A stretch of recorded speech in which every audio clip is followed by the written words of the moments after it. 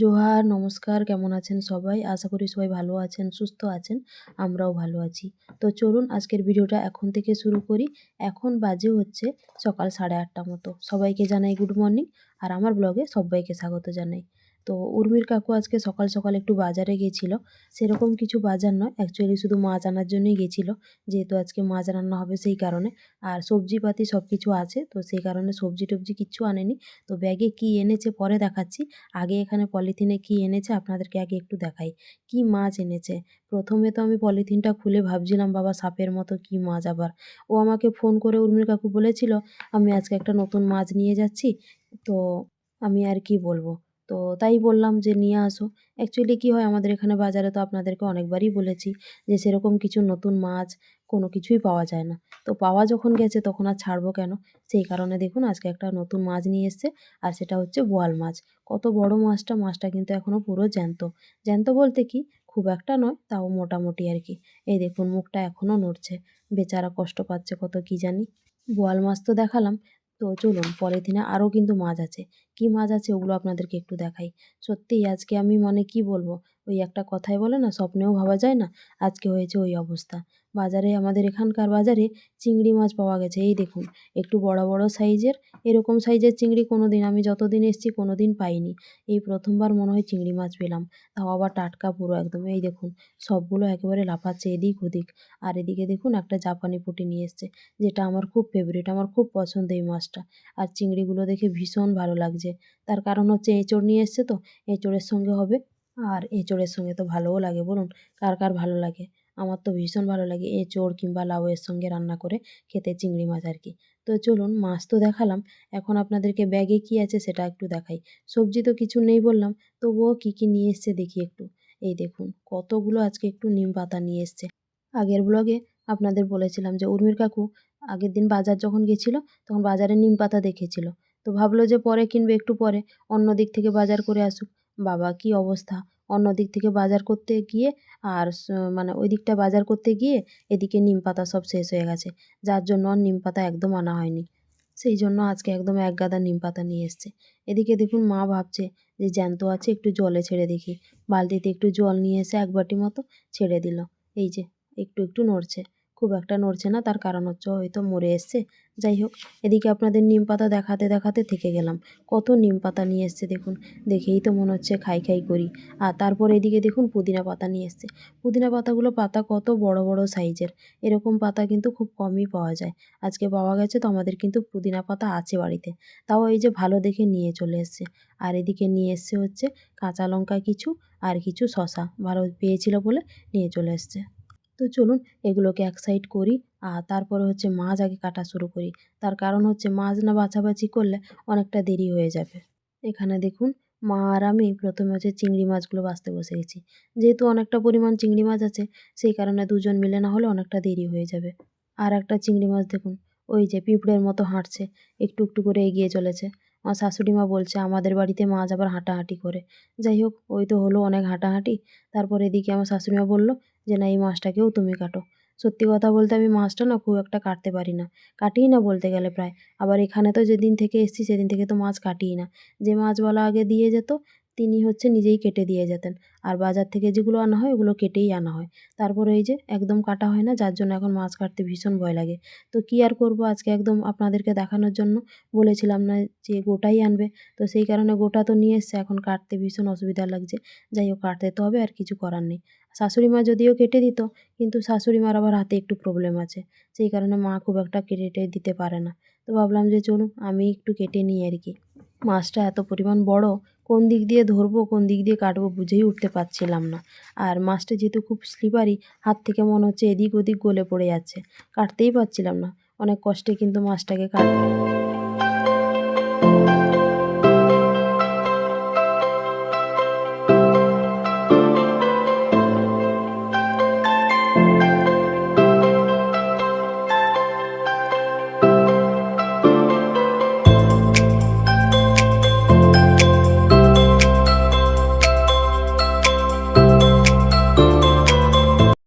মাছ কেটে রেখে এসেছি, পরে গিয়ে রান্নাবান্না করব।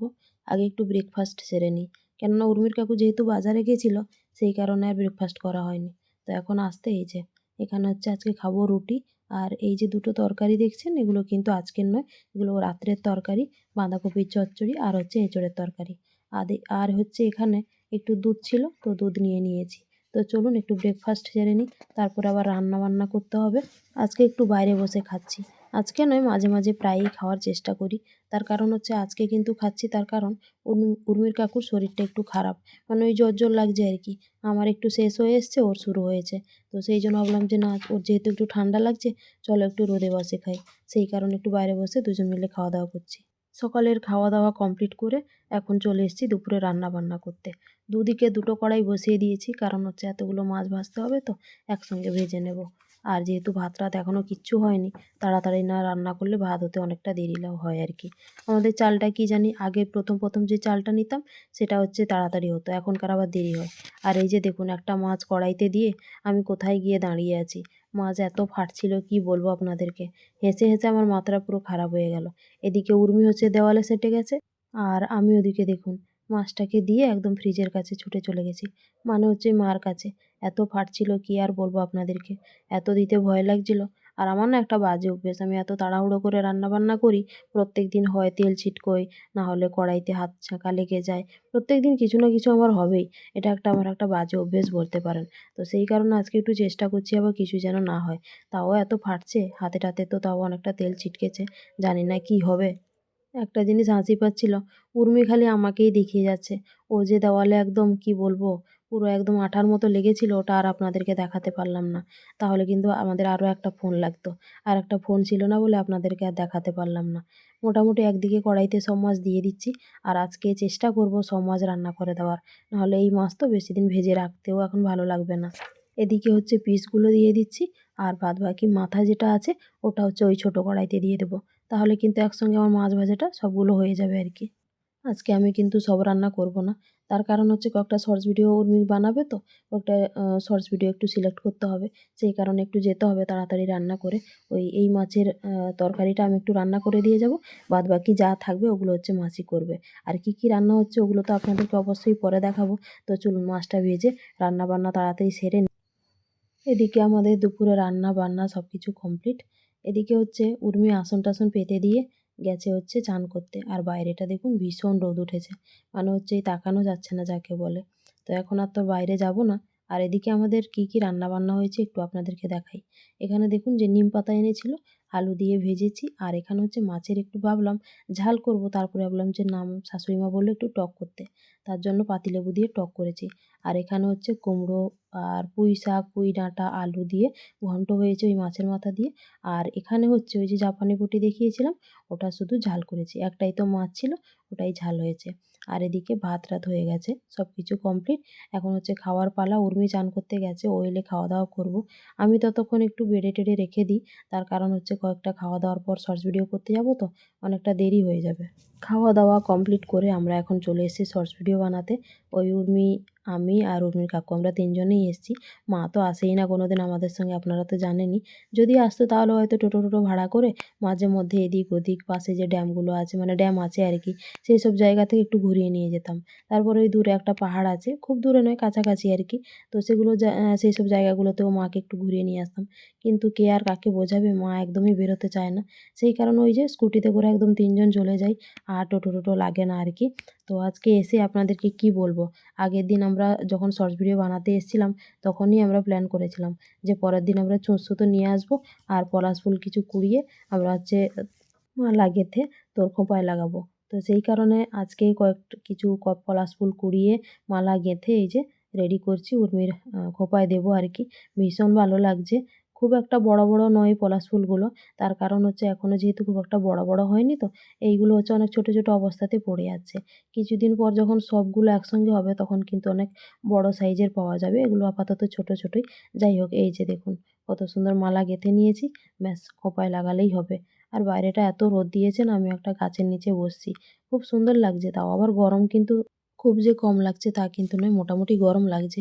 কিন্তু কি করব, এখন বাজে হচ্ছে ওই 3:30 মতো। তো আমরা এখন এই তাড়াতাড়ি চলে এসেছি, নাহলে কয়েকটা ভিডিও করতে তো সময় লাগবে। সেই কারণে একটু তাড়াতাড়ি আসা। আর এখন গরম সহ্য করে এইসব করে এখন ভিডিও বানাতে হবে, কিচ্ছু করার নেই। মোটামুটি মালা গাঁথা আমার কমপ্লিট পলাশ ফুল দিয়ে। এই দেখুন একটু ওর মাথায় লাগিয়ে দিচ্ছি। ওর মাথায় লাগাতে লাগাতে আমি ভাবছিলাম যে কবে পলাশ ফুল ভালোভাবে হবে আপনাদেরকে একটু ভিডিও করে দেখাবো। তো চলুন, ওর খোঁপায় লাগানো কমপ্লিট হয়ে গেছে। আর দেখতে কিন্তু ভীষণ সুন্দর লাগছে, ভীষণ সুন্দর যাকে বলে। আমি ওর মাথায় লাগানো দেখে না আমিও ভাবছিলাম যে আমি কবে একদিন সেজেগুজে আসবো, দিয়ে একটু লাগিয়ে মাথায় ছবি টবি তুলবো। দেখি যদি কোনো দিন এরকম করে সেজেগুজে আসি তাহলে একটু ছবি টবি তোলা যাবে। আমি তো বলি এক আর করি আর এক। আজকে হয়তো ইচ্ছে করছে, কালকে আবার ইচ্ছে করবে না। আমার খুব একটা বাজে অভ্যেস এটা বলতে পারেন। যাই হোক, এই দেখুন ওর খোঁপায় লাগিয়ে দিয়েছি। কত সুন্দর লাগছে দেখতে। ফুলগুলো যদিও খুব একটা বড় সাইজের নয়, তাও কিন্তু ভীষণ সুন্দর লাগছে। খুব বড়গুলো আবার পুরো মাথাটা ঢেকে যেত। ছোট বলে কিন্তু দারুণ লাগছে। যাই হোক, খোঁপায় লাগানো তো কমপ্লিট হয়ে গেছে। চলুন শর্টস ভিডিও কয়েকটা করে নিই। নাহলে আবার দেরি হয়ে গেলে, সন্ধে হয়ে গেলে কিন্তু আর ভিডিও করতে পারবো না। এদিকে দেখুন আমাদের এখন শর্টস ভিডিও বানানো কমপ্লিট হয়ে গেছে। আর একজন বসে বসে কি করছে, কানের গলার সব কিছু খুলে দিচ্ছে। তার কারণ যেহেতু রাস্তাতে আসবে তো লজ্জা লাগে, হ্যাঁ, সেই কারণে আমি ওকে বললাম যে তুই একটু খুলে ফেল। প্রত্যেক দিন রাস্তায় আসার সময় আমাকে বলে যে এতগুলো আমি সেজে গুজে পরে যাচ্ছি, আমার ভীষণ লজ্জা লাগছে। তো সেই জন্য আজকে আমি একটু আগে ভাগে ওকে বলে দিলাম যে সবগুলো খুলে ফেল, এমনিই চল।